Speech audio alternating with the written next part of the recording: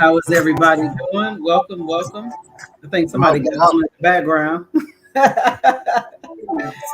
What's up, y'all? How's everybody doing? Welcome, welcome. I think that's you on the background. That's me. Yeah, you need to mute yourself. What's up, y'all? So anyway, for everybody that's coming in, hit the thumbs up button, share. It's a good conversation. Hopefully, we'll have some good conversation in the comments. But yeah, I brought my two brothers together, brother Quadwo and Omawale, because I know Omawale and I have been doing a lot of tweeting around this issue yesterday. So just to provide some context for the listeners while y'all come on in, and apologies to my Facebook folks. I am in Facebook jail, so I know that's suppressing my views right now, unfortunately. So for those of you all who are watching on Twitter and YouTube, please like this and share this.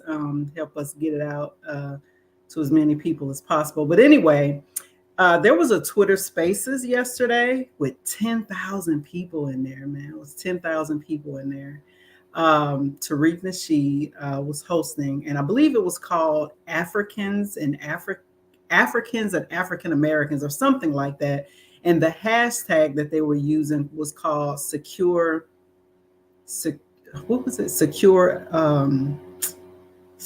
Tribe. Yeah, there we go. Secure the Tribe. Peace, y'all. Hit the thumbs up button, share. Anyway, so I listened, just to give everybody context. I'm not here to talk about something that I did not experience. I did not stay the whole hour, 2-3 hours. I think it was like 2-3 hours.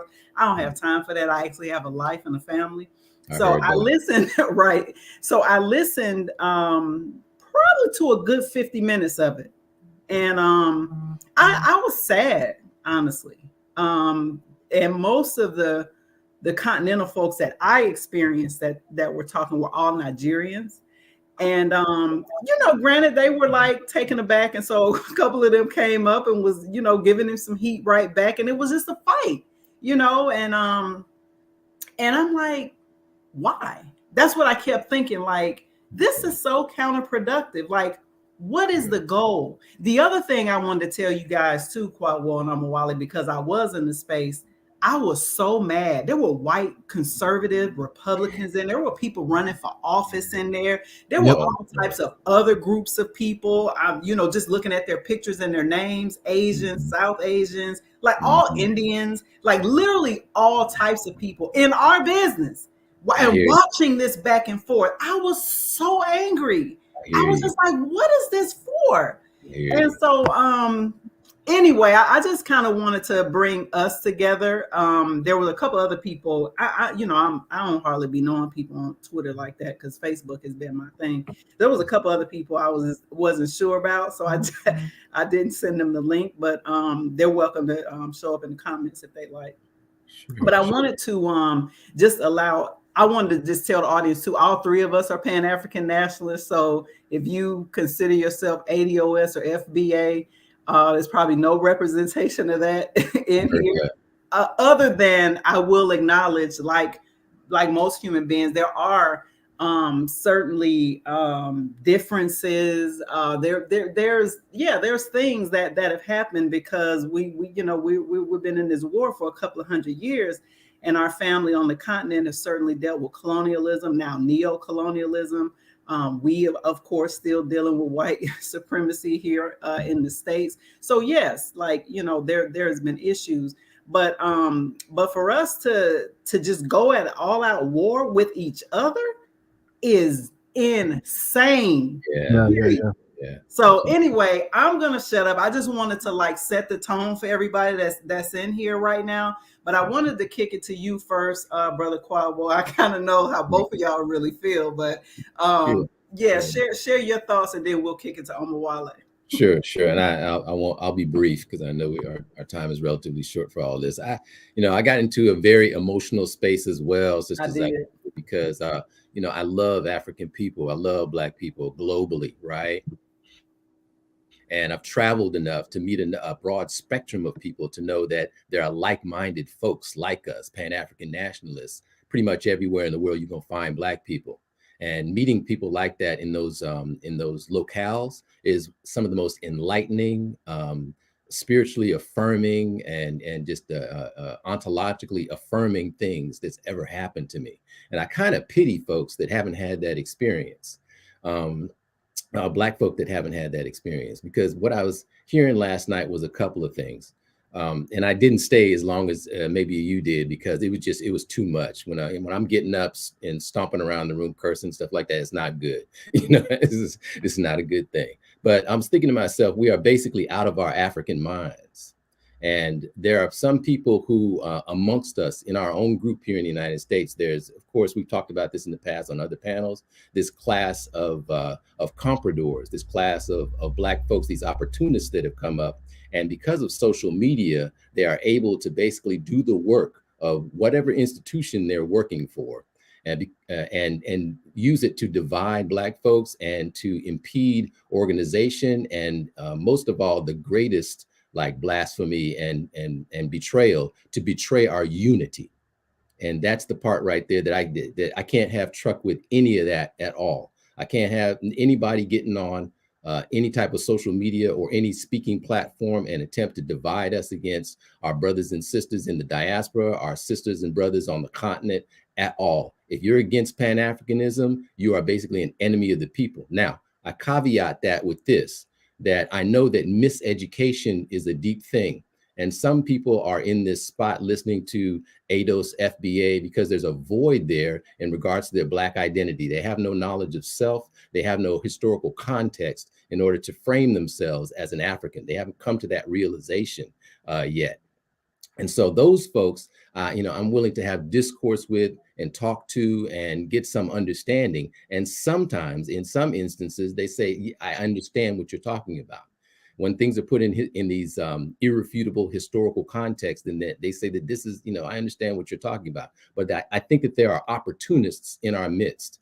And the way our enemy has been working for the last few hundred years is they know how to pick these people out. They know how to pay them. They know how to put them in the positions to be petty bourgeois comprador gatekeepers. And social media has given them a platform to do this. And so I think people that lead those type of wild, insane discussions like we heard last night are basically enemies of the people. They're working against us. So I'm going to just stop with that. And I'm sure there are other specific points that we can get along the line. We can get Brother Omawale in here. Absolutely. Oh, Omawale already been doing research. I've been retweeting him all day. So if you want to share your screen, let me know and I can do that for you. No, there's no need. We're gonna chop it up just off the cuff. You know what I mean? Like, first and foremost, I appreciate you taking the time to pull this discussion together.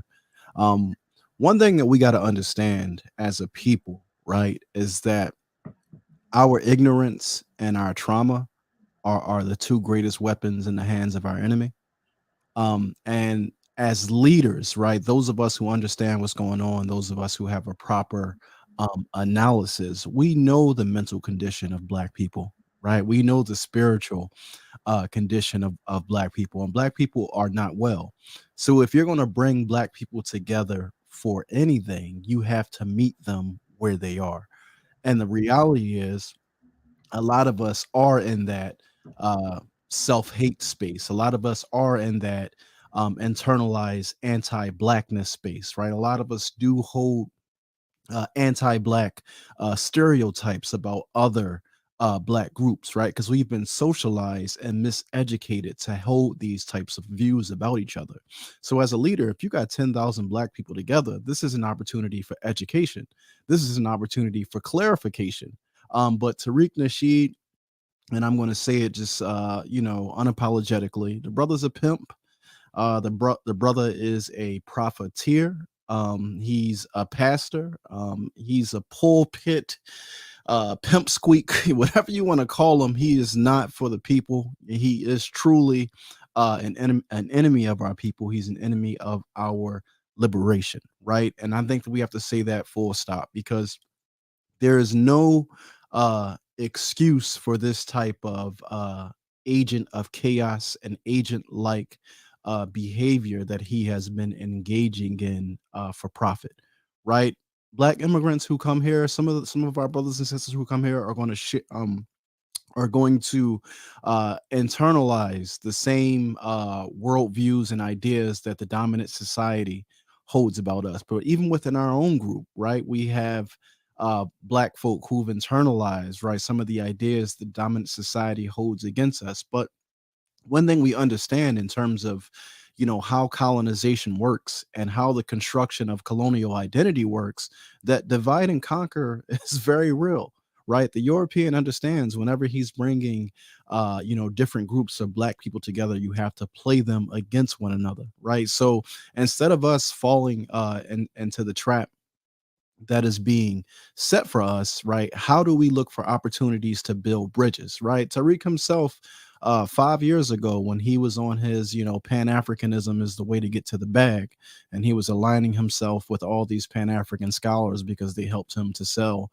DVDs, and it helped him to have validity by having them on his DVDs, right? He was all about putting out information about how the U.S. government is working to prevent our unity, right? I shared today one of his tweets from 2017 where he posted Memorandum 46 from Zbigniew Brzezinski that was basically detailing the U.S. government's desire to develop strategies to prevent the unification of Africans on the continent, right, and African Americans, right, preventing us from linking our struggles and linking our identities. So to recreating the group of federal Black Americans, that is one of those particular strategies that the government uses. So I make no bones in saying that guy is an enemy of our people. At one point, I was cool with saying, well, he's no leader. I mean, clearly the intellect is not there, but he's an entertaining brother. He's funny, and he has a way of putting messages in a way that kind of like the masses can kind of understand and relate to. But at this point, he's doing way more harm than he's doing good, and I think that he has to be called out on it.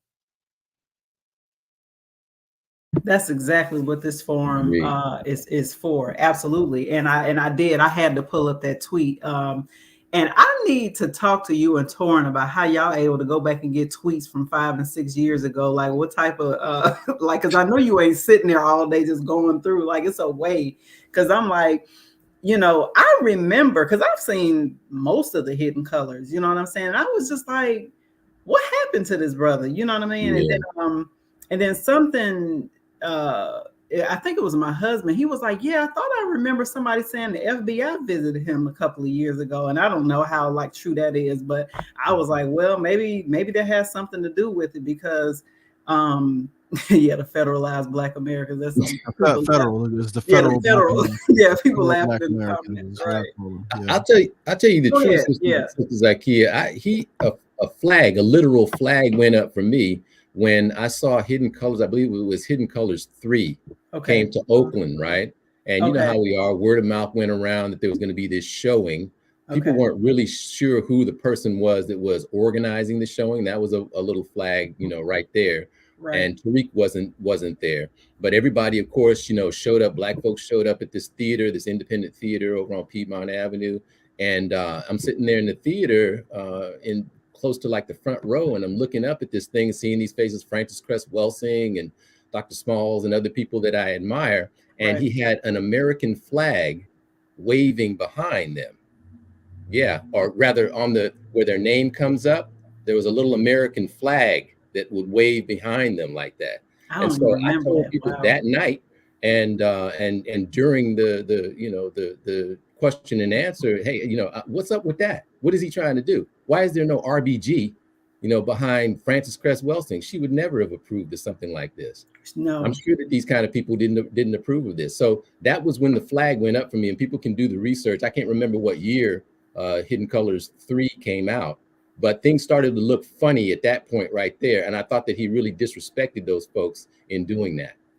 Yeah. No, you're right. And I actually was saying that to my husband today. I was like, man, he had all these, elders who he know would not be agreeable to this type of shit that he doing. There's no way, all those folks. He had Dr. Patricia Newton. He had like a lot of our elder scholars that we love and respect in these movies. And I'm like, there's no way that they would have approve. Let me just not say agree. this.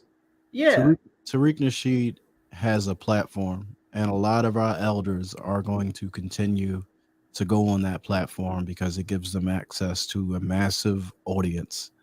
So that's kind of like, well, I'm talking about this was years ago before he built his platform off of them, in my opinion. Yeah, well, yeah, that's but I'm saying now, like now Yeah. that like kind of like the cat's out the bag, like then he was kind of like holding himself up as this Pan-Africanist. If you go look at his foundation, the Melanoid Foundation, and you read the mission statement, it's a Pan-African mission statement, right? Yeah. Like, so he was holding himself up as this Pan-Africanist, but I mean, like I said, the brother is a profiteer.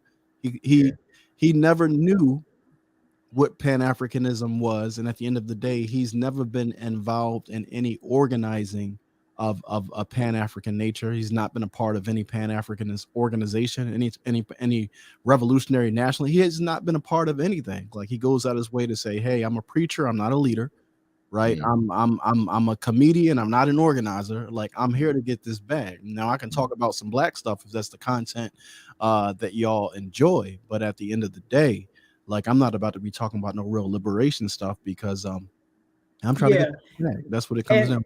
And I'll tell you, you talking about your flag. Well, I'll tell you, my flag went up when he raised $1 million in about 4 or 5 days from black people.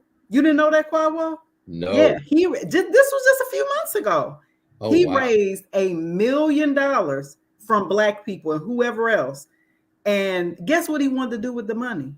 Because I'm like, nigga, we don't need no more. Anyway, he wants to build a FBA museum in the used to be Baldwin Hills, like black area of LA. Used to be the black area of LA.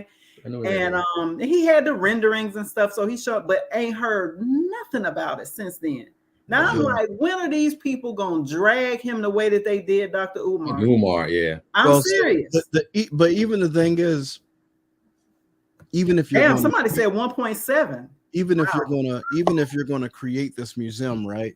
I think the first thing that he has to answer is, why did he change his perspective, right? Because the tweets are documented. There's a tweet from 2017 where somebody came to him and was like, "Hey, Tariq, there's an opportunity to create an African American museum," and they was explaining it, and he kind of like shot the person down and was like, "Ain't no museum going to do anything against white supremacy. Like, I mean, that's done with. Like, we ain't about to waste our time with no museum stuff." And then when he gets an opportunity for a real estate play, well, what he thought would be a real estate play where he could secure, make the acquisition using funds that he got from the people, then a museum is a great idea. But like the brother, like I said, wherever the money goes, and right now he's selling NFTs. And let me just tell you this: if you buy an NFT from a buck breaking NFT, you are boo-boo the fool. I'm telling you, I saw that. You buck this brother will NFT. sell you anything. He will sell you Ogun socks, Ogun spray,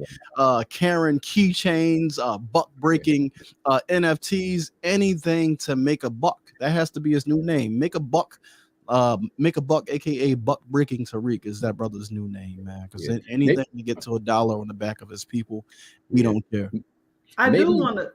Yeah, go ahead, Quadwell. Yeah, I was gonna say, maybe what we want to get to the core of is what makes him attractive to a general audience that probably hasn't been exposed to or been around actual, scholars. Some of these, the legacy of these scholars that we mention all the time, the Marimba Anis, Dr. Clarks, and et cetera and so forth, because that's basically where he gets his wedge in there. He has pretenses to being a conscious African-centered Pan-Africanist to people who are not conscious African-centered Pan-Africanists. And so I've been noticing on some people's Twitter feeds and their identities, stuff like that, they're throwing the word Pan-Africanist.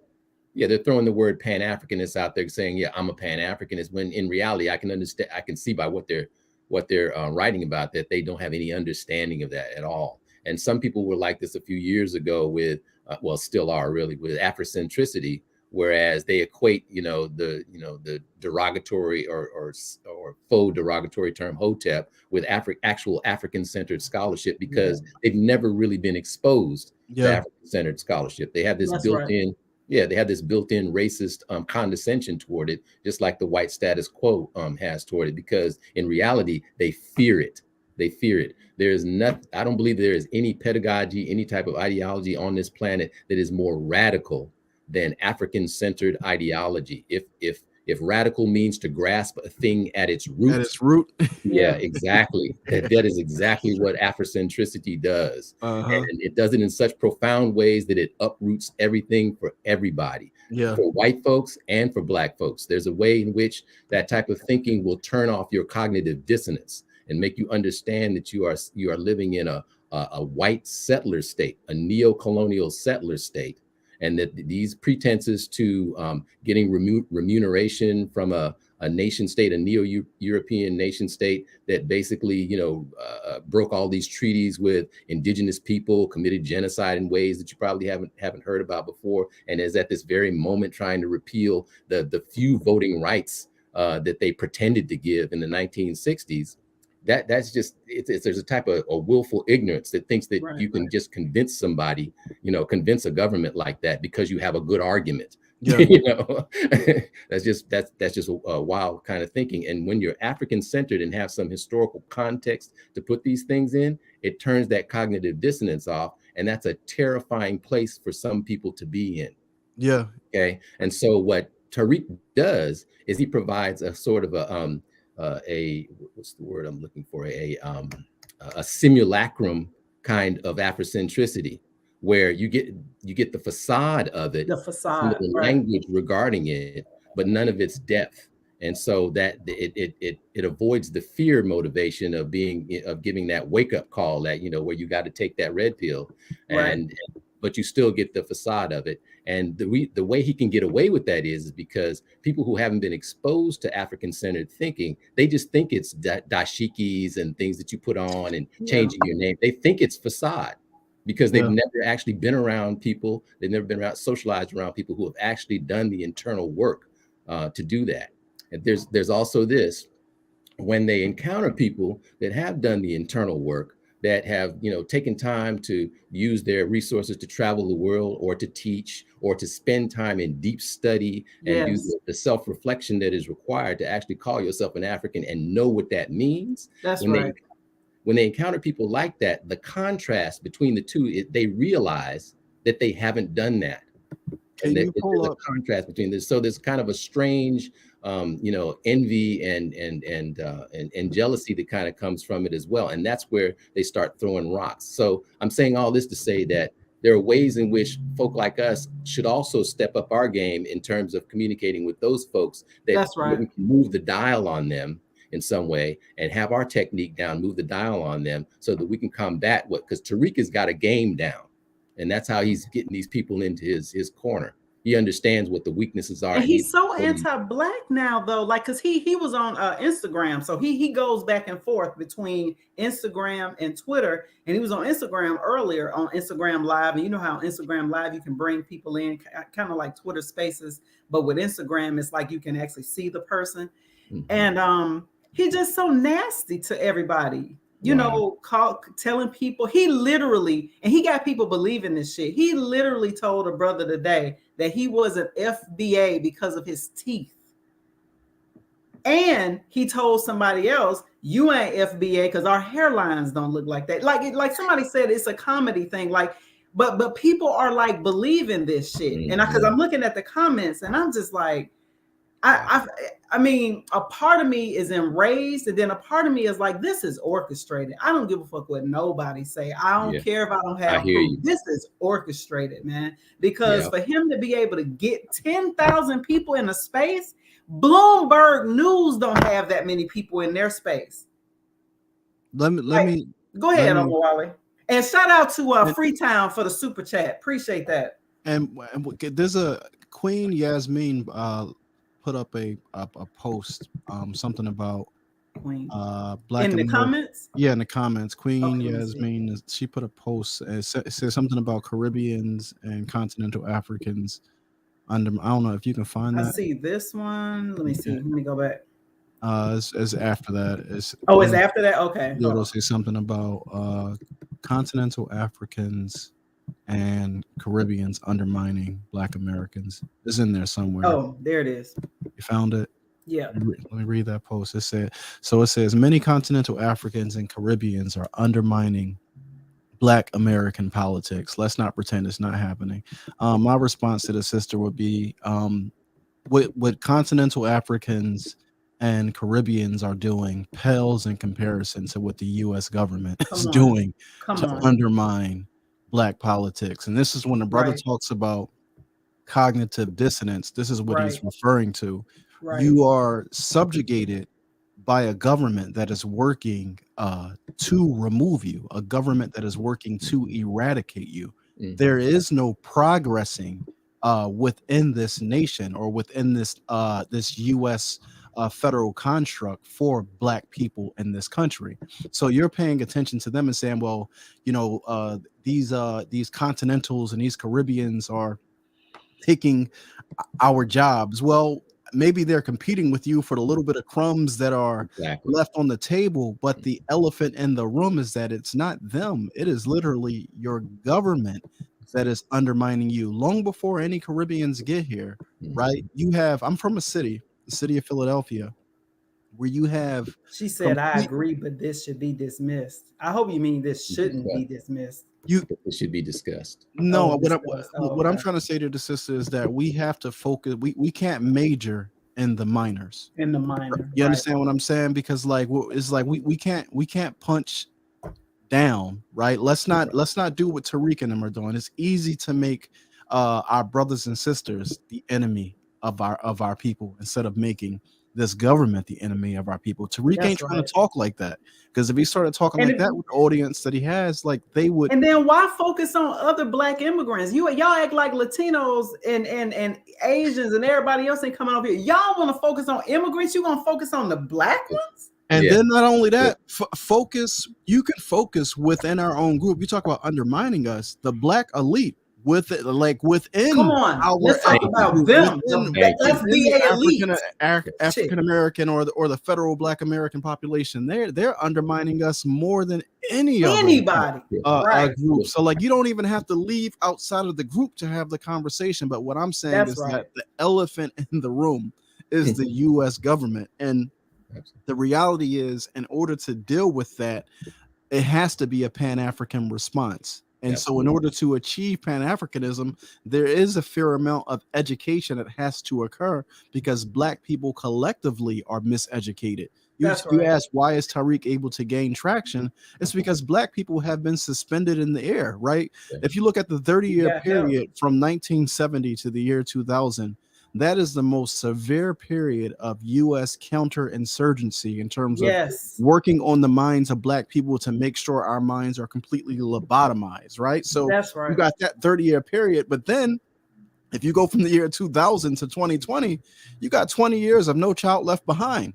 So now you have, 20 years of people that have been so miseducated that they can't follow reason, logic. They have no ability to engage in critical thinking, right? They have no ability to assess information that's being placed in front of them. So literally anything you say, anything that you put into the ecosystem will fly. So Black people are out here now talking about, flat earth and being Native Americans and slavery never happened. And it's like, it's because of this. I saw somebody put consciousness regression, right? That has occurred. Like this thing has been serious, but we got 50 years of this. So of course, somebody like Tariq can step in front of the sheep, as a wolf in sheep's clothing and fleece the flock, because it's easy to do because of where our people are, the frequency our people are currently resonating on. And we have the responsibility of raising that frequency or their consciousness so that they can see charlatans and identify them. Thank you, Brother Omawali. There's so many things that you said that sparked some thoughts for me. One thing is that, I asked this in the very first public debate I had with one of these ADOS folks in Oakland. We were at a gallery in Oakland, and we did kind of a public debate about it. And I said, Black folks in the United States make up 13% of the population. What percentage of quote unquote immigrants exactly are you talking about? And you can include all of them. Haitians, Puerto Rican, Dominicans, all of them. What percentage of people in our populace are you talking about that are quote unquote taking jobs from us? And then you're going to have to aggregate those numbers for how many of those folks come over here, and they're basically impoverished as well, because not all of them are elites, and so some of them are experiencing the exact same. Especially second and third generation. There's research that show that even continental Africans, they're second and third generation, just like us. Exactly. And they're experiencing the same white supremacist, white hegemony that we are as well. I attended a workshop a number of years ago by Dr. Joy DeGruy Leary. One of the things that she showed us was a medical study that was done in regards to stress hormones, right? And I'll cut to the chase, which is basically this, is that they measured the stress hormones in Africans born in America. And basically it showed that, of course, it was higher than anyone else in the populace. And then the thing that really, underlined this was that they measured it for Africans and other Black immigrants from abroad that had come into the United States. And within 1 year, their stress levels were at the same level as Africans born in America. In 1 year. The reverse is true too, Brother Quadwo. One of the sisters that works with us with the nonprofit that my husband and I run, she just left Maryland, married a Ghanaian man, and she's like, I'm not coming back. She said, I am off of all of my depression, anxiety. She said, I'm off of all of my medicine over here. She said, I'm not coming back. I don't blame her. Look, listen here. She's in Ghana. Here's how I prepped. I got my Sankofa hat on. I picked this up in Senegal, Dakar, in 2016. My first trip to Africa. It was in Dakar. And got my cafe tuba here too, right? This is how I prepared for this little talk right here, because what you're saying is so true. My brother Reefa One just came back, I saw that. Yeah, brother Reefa. Shout out to him. When it's like you have been walking around with a cinder block on top of your head in this environment, and when you get there, you see these people, and you see African sisters and brothers in that environment and how they interact with one another, and you realize this is civilization. That we swim in this ontologically toxic waters here so much that we've normalized it. We've normalized those stress levels. Yes. When you get over there and that cinder block is lifted off of your head, then you understand what's really going on here. I was in Tanzania for a week, and if it wasn't for my family, I wouldn't have came back. I'm serious. If it wasn't for my husband and my children being still here, I was ready to stay. And so that's why. And the other thing that I pointed out is that a lot of people, let's just be honest about that. A lot of our brothers and sisters who are talking about the FBA and the ADOS type of things haven't even left the United States before, right? Yeah. You don't even have an experience outside of the US. Right. And let alone being on the continent. And granted, I just went last year. It was my first time. But I'm ready to go back, and I will be going back to several countries in Africa. In fact, I actually plan to fully, I was telling them a while ago, I actually plan to fully move there at some point, sooner than later, I hope. Just got to get my husband on board. But Can you imagine the same? Can you look at the Black community as a schoolhouse? Right. A schoolhouse absent of teachers. Imagine going to whatever high school you went to. Right. A high school is supposed to be a place where you go to receive instruction, regardless of the quality of instruction. It's supposed to be a place where you go to receive instruction, right? Right. Imagine our community as a place where all of us are in need of instruction, but there are no teachers, right? All of the teachers are like being hidden, kind of like out of sight. So it's you have a situation where social media has given everybody a microphone, which is great. Everybody, bro. I think that we should have voices, but you have people who think that they can come and have this conversation purely based upon how they feel, their emotions, right? What they've seen an immigrant do, right? Like these conversations are not being had by people who have taken a sober assessment of the reality, understand it within its context, are grounded ideologically and theoretically, right? These are not the people who are having the conversations, because if somebody like Dr. Francis Cress Welsing or Dr. John Henry Clark or Mama Marimba Ani or Amos Wilson is at the front of the class and the kids are, engaging in all this chaos, they're going to stop it and set it straight. That's Tariq right. didn't do that. Right. He egged on the chaos. You got 10,000 people in a space. You got our enemies in a space, right. But you got black people from all over. He could have taken the direction of that conversation in any way to help achieve power for black people. He could use it as an opportunity to say, how many of y'all are familiar with Memorandum 46? I've shared it a lot in the past.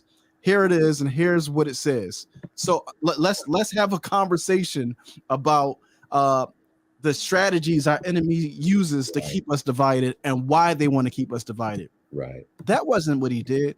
He used it as an opportunity for people to spill anecdotes. He used it as an opportunity for African immigrants to display their own ignorance and internalize anti-blackness. Right. It wasn't a space for healing, for learning, for growing, for connecting, for building. It wasn't a space for power. It was a space meant to disempower us as a collective and keep us divided. Exactly. Enrich him as an individual. Just like this memo called for. And I actually want to take a moment to read it for the people who may be driving or the people who can't see this right now because I'm sharing it. But this is dated March 17th, 1978. All right. It says this document is Exhibit 10 of U.S. Supreme Court case number XYZ. It's a National Security Council Memorandum 46. National Security Council, right? The subject says Black Africa and the U.S. Black Movement. The president has directed, who was the president in 78? That was Carter. Oh, Carter. Jimmy Carter, as Khaled would call him. All right. The president has directed that a comprehensive review be made of current developments in Black Africa from the point of view of their possible impacts on the Black movement in the United States. The review should consider, number one, long-term tendencies of social and political developments and the degree to which they are consistent with or contradict U.S. interests. Number two, proposals for durable contact between radical African leaders and leftist leaders of the U.S. Black community. Number three, appropriate steps to be taken inside and outside the country in order to inhibit any pressure by radical African leaders and organizations on the U.S. Black community for the latter to exert influence on the policy of the administration towards Africa.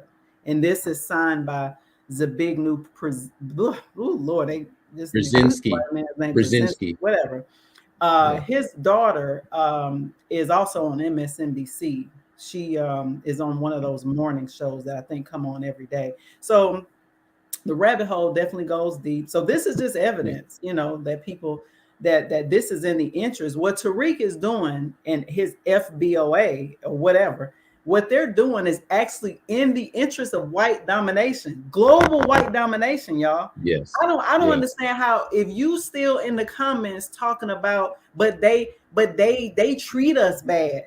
Listen, I've been treated bad by Black Americans. So now, what are we talking about here? Yeah. I can't rock with nobody that's on team white supremacy, period. I hear that. And I don't know sometimes what these people are talking about, because I've gotten some of the most loving responses from folks, on this side of the Atlantic, as well as in other countries. When I touched down in Tanzania, y'all, nothing but love and respect. I heard. And I know I was only there for a week, but seriously, when I had and when I could communicate with the brothers and sisters there who could also speak English, they of course had a lot of questions for me.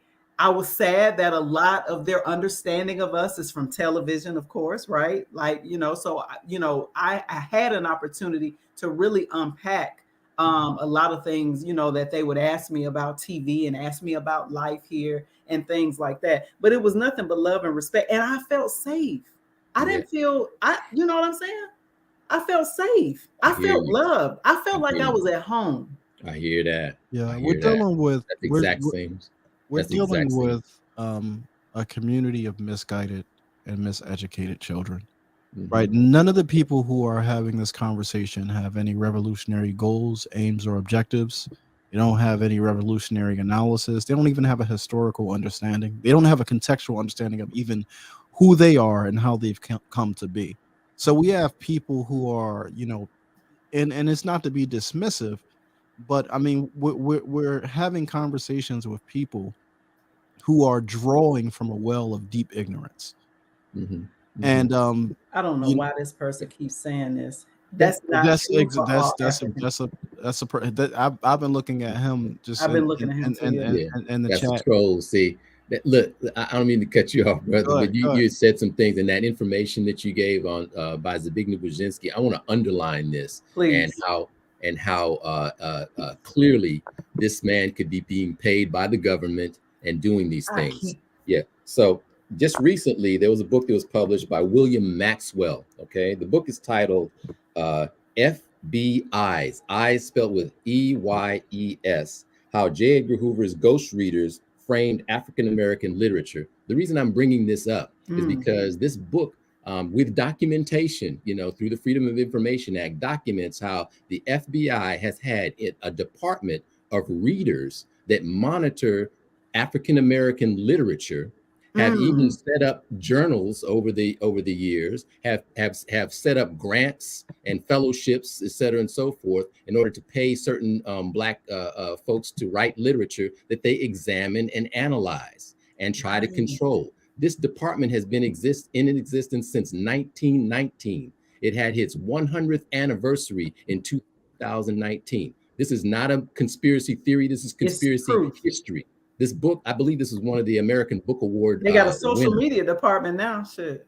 That's what I'm getting at. And they got troll farms. That's what I'm getting at right here, is that oftentimes we underestimate the lengths through which this government and basically white hegemony in general pays attention to Black culture and how powerful it is. They understand that we can get their children, their generation, to move in our favor as well. That's why you got every, white kid on the planet and Asian kids wearing their pants sagging or putting on afros or whatever, trying to dance like whatever the young Black folks are doing. In one generation, it has that kind of influence. If it had a Pan-African consciousness, it would tip the scales. This is why they're losing their minds over quote unquote critical race theory, because they're going to lose control of being able to rewrite history.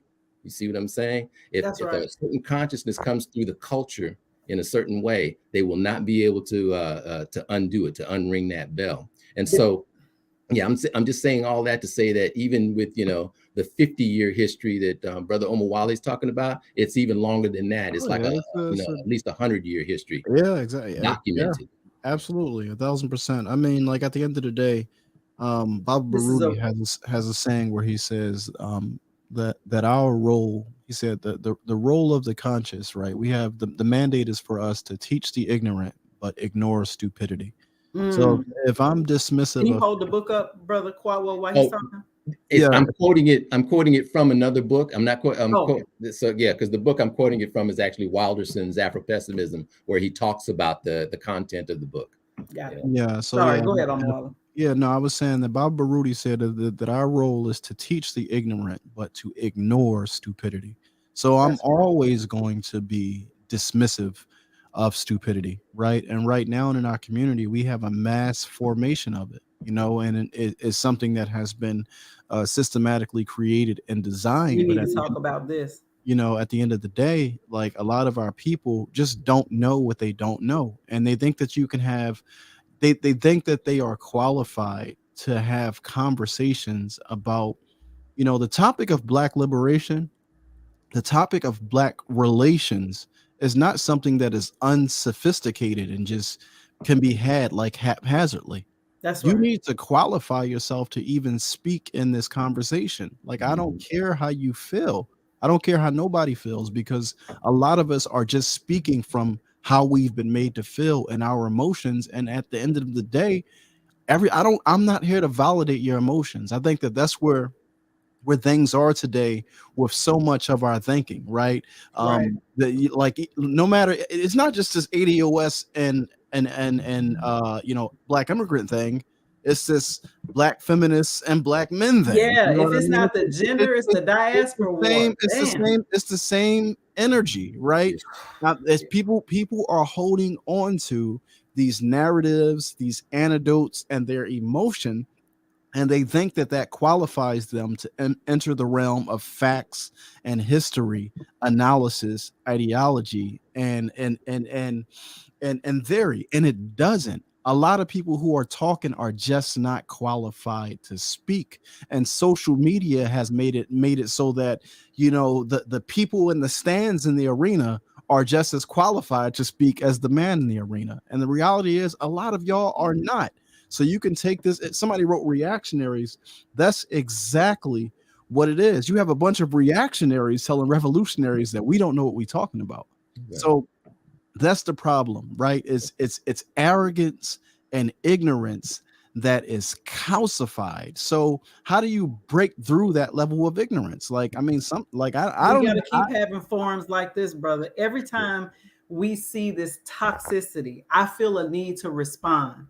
For if y'all new I in don't here, I don't think online is like I put out a post yesterday to say we got to let the dead bury the dead, because I think that real world on the ground connecting and organizing is essential. You are not going to break through the madness of ignorance. You know, like there's an ocean of ignorance online. So these it's people an have a ocean of lot. yeah. They have a Yeah. lot of company. It's different if you're in a room with 20 people and one of these people pop into that room and they try to present their ignorance.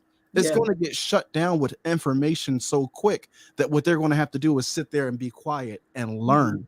They're going to have to listen and learn before they can speak. Yes. Online, you can just come and speak. Right. And that's why there's no order. And that's why there's so much chaos. And that's why agents of chaos like Tariq Nasheed can do well in this environment, because nobody's going to validate you. Nobody's going to fact check you. Nobody's going to check you and just say, yo, you way off with that. Right. So like I said, these are children that are running amok.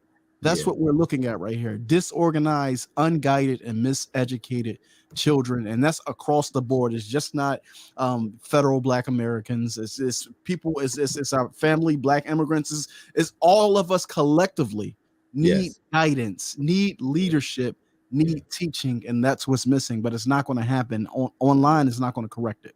Well, no, what I was trying to say, I'm gonna let you inquire. What I was trying to say, brother, I'm not, you know, like we got 53 people in here right now. I do think that it is useful to provide, not necessarily like we're doing a some type of competition, but I do think, like Brother Quad Wall was saying, like I know your channel, this channel is purely educational and it's purely from a Pan-African perspective. Y'all can go back and look at all of my shows. I mean, I talk about economics and things like that sometimes, but like it's purely educational for our people, because I know that between the university, between online, it's very few people really getting, in my opinion, getting access to good Pan-Africanist, African-centered content.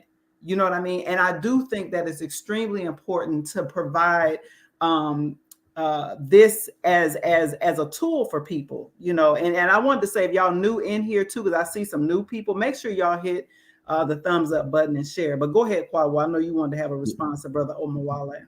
There's one other thing I wanted to talk about in regards to language as well. These, you know, these terms like, you know, African descendants of slaves and, you know, foundational. Which I never understood that, yeah. And then this room was hashtagged with, I believe it was Secure the Tribe.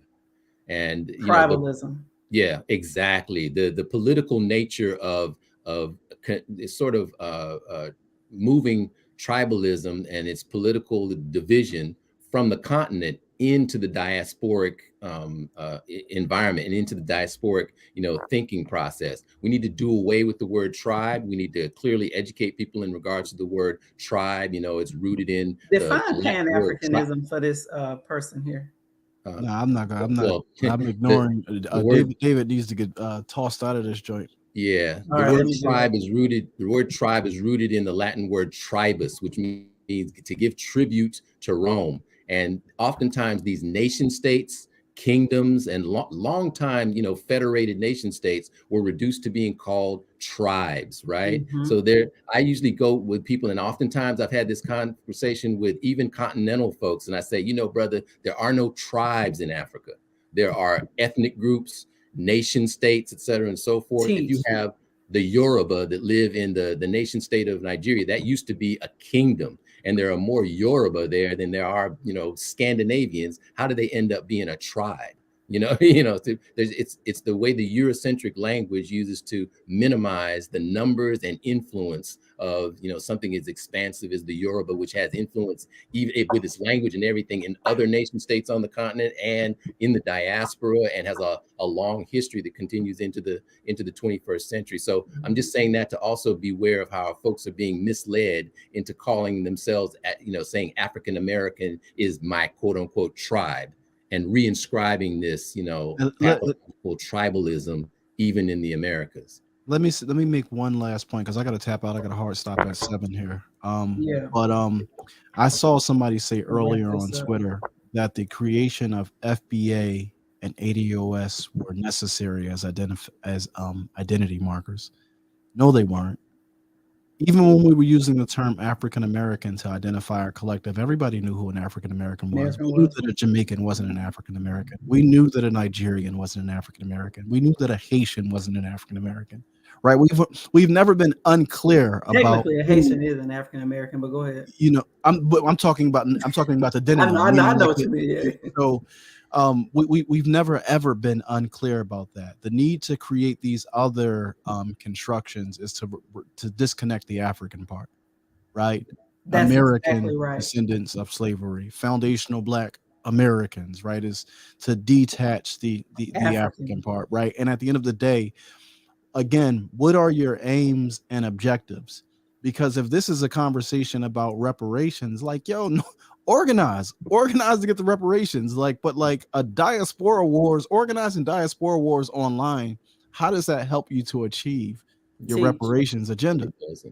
Right? How does coming, off the sidelines and chaotically entering into a 100-year-old reparations conversation as if the shit just started when you got here because you created a hashtag, how does that help to achieve the goal of reparations?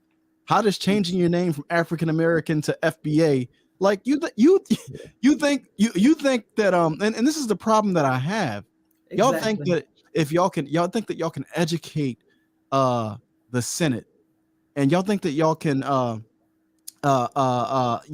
persuade the Senate using wealth data and clarifying your identity, and if I do all these things, they're going to cut me a check for reparations. This is cognitive dissonance. They know who you are.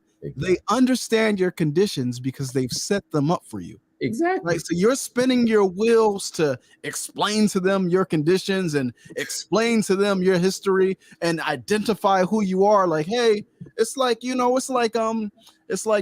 Katrina when the brothers was on the roof waving the American flag, the signal of distress, right?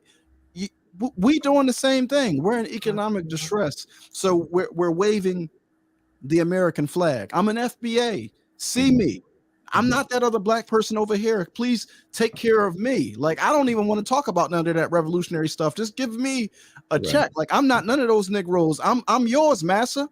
Right. I'm yours. I'm a descendant of slave and slave master. So I'm just what are we on? And how does this reactionary shit help us to achieve our goals? It doesn't. It doesn't. It works and not only that, but it actually benefits white supremacy and white domination. Mm-hmm. We've already proved that here. And all the FBA and ADOS has not have a response for this white man's Zabrinsky, whatever his name is. Yeah, I got to tap out, y'all. I appreciate you having me on, sis. I appreciate you, brother Omawale. All right, peace. Pleasure as usual, brother Omawale. Peace.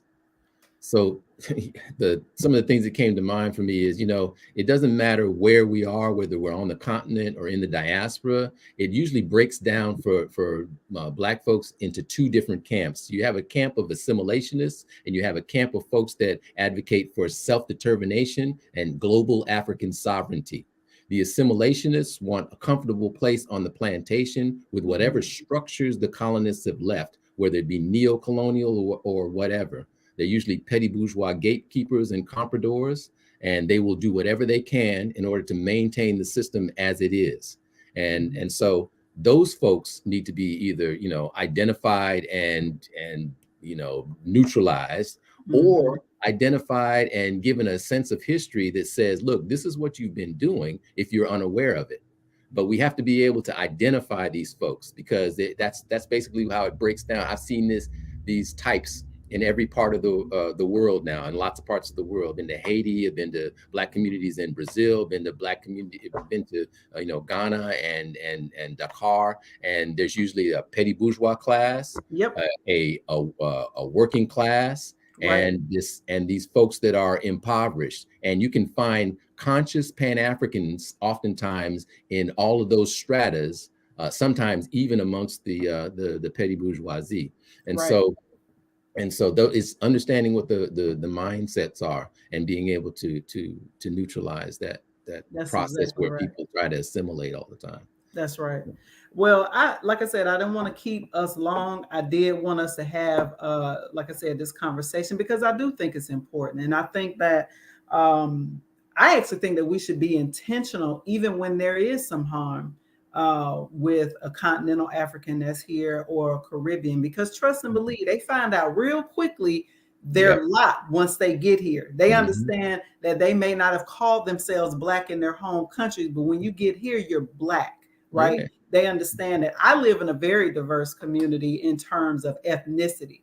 I'm in suburban DC. And in fact, the particular county that I live in has a very high population of both Africans from the Caribbean and Africans from the continent.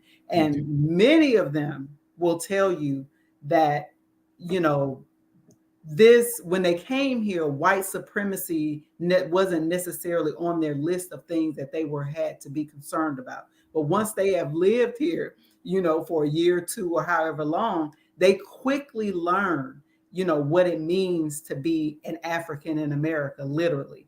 And the data shows that their children, right, and their children's children are at that point, they're in the same boat with where we are in terms of our outcomes, in terms of a lot of different things. And so somebody posted earlier, and I kind of wanted to respond to that, is that I can't wait to see the data, especially in these last few years, because I've been seeing a lot of it, the data of Black Americans who are actually moving to countries on the continent. Seriously, there's a lot of us. I know. And there's a lot of us, and me too, that personally that I know. In fact, the reason why I went to Tanzania in the first place, or Tanzania, is Kiswahili. Our family speaks Kiswahili in Tanzania. But my cousin moved his entire family over there. And so that was actually, that's the reason why I chose that country and why I visited. And I asked him, I said, why did you choose here? He said, oh, there's a community of thousands of Black Americans that live here. I was like, what? He said, oh yeah. He said, there's thousands of us. Ghana too. Ghana too. Yeah, Ghana too. Yeah. And so here, when you say about these, you say about these statistics, people should pay close attention. And I'm next.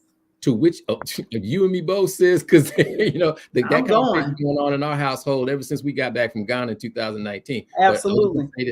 Just in regards, Black people here need to wake up. This is a sinking ship, y'all. I hate to tell y'all, the FBA and ADOS who was in the comments, if you are paying attention, and I know most of you are having a problem with history, but the writing is on the wall for America. All empires fall, and I don't want to be here when the shit hits the fan. But please, go ahead, brother. I was just going to say, in regards to studies and statistics and things of that nature, we should pay as close attention to the studies and numbers that are done, and also the numbers that are avoided. Exactly. Because I can't understand. Well, I shouldn't say it that way. I do understand why they didn't ask that question. But after the year of return in 2019, you can't find any studies about how many Black folks in America is traveling to the continent, they know, or settling on the continent. Yeah, trust me, the FBI and the CIA got that data, but you ain't gonna see it in the New York Times. Trust me. Yeah.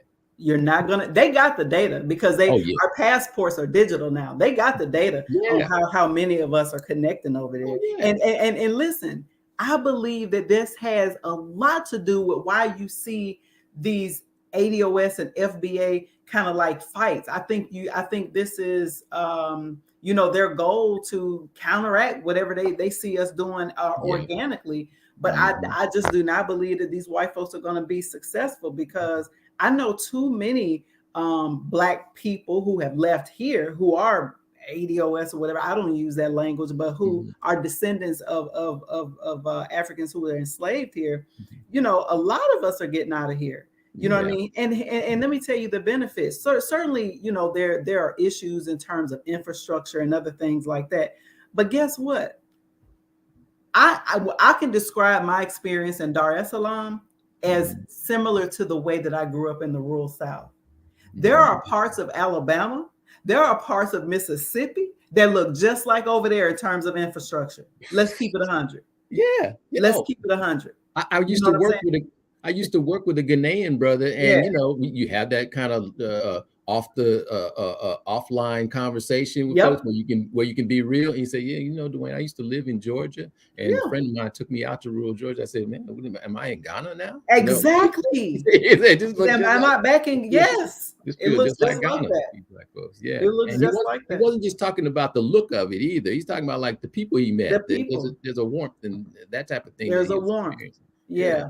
I will say I wanted to share this while Omawale is here. The other thing is that our people are very aware on the continent of the oppression too, because the time that I got to Tanzania, the Tanzanian people loved their president, and their president was not on board with the West around this pandemic. They weren't on board with a lot of the things around forcing the medicine, you know what I mean? They wasn't. You got to be careful what you say on YouTube. They shadow ban you and take your page down. So he said, you know, we believe our president was murdered, and I didn't put that in his mouth. He said that, I mean, because they're used to it. Think about y'all. I gotta say this. Y'all mad at Africans for coming over here when it's the U.S. government and the West in general who over there got a history of killing their leaders. Got a history of stealing their wealth. And y'all mad because the shit is so awry over there. The few people who can pull some pennies together to get over here, come over here. You got your nerve. Right. That's crazy. Well, that's where that ahistorical thing comes in, where you say, you know, Patrice Lumumba. And, you know, there's actual paperwork now. They admit to it. You know, Dwight D. Eisenhower paid X number of dollars to undermine and to pay for, partially pay for the assassination of Patrice Lumumba. CIA engineered the coup in Ghana that uprooted Kwame Nkrumah. They don't even try to hide it anymore. Right. So, you know, it's a like I say, in some instances, it's a willful ignorance because the alternative of learning really where you are is so terrifying to some of these Black folks, I believe, that they want to keep their head in the sand. They just can't deal with it. Right. And so, I mean, you know, of course there's corruption just like it is here. Like, you know, I can never be for continuing to divide Black people. Y'all know I use this platform anytime that I see the divide is around gender. I use this platform to bring people together so that we can have a counter narrative, right? So yeah, we can't be doing this, family. But I love you all. I appreciate, you know, everybody being in here.